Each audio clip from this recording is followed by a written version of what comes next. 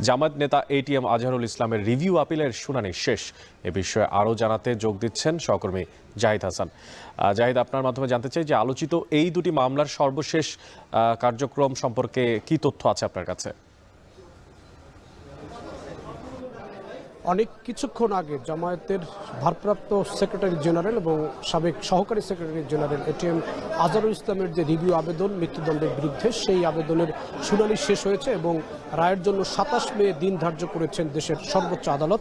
প্রধান বিচারপতি সৈয়দ রেফাত আহমেদের নেতৃত্বে 7 বিচারপতির আপিল বেঞ্চ গত 2 দিনে এটি শুনেছেন এবং পুরো শুনানি শেষ করে রায়ের জন্য দিন ঠিক করেছেন, অর্থাৎ 27 মে রায় হবে। এবং এখন জামায়াতের পক্ষ থেকে তাদের যে আইনজীবীরা এই মামলার শুনানি করেছেন তারা গণমাধ্যমের সামনে কথা বলবেন। একই সঙ্গে রমনার বটমূলে যে বোমা হামলা হয়েছিল, সেই হামলায় 2001 সালে 10 জন নিহত হয়েছিল এবং অনেকে পঙ্গু হয়েছিলেন, সেই মামলার রায় ঘোষণা শুরু হয়েছে আজকে হাইকোর্টে।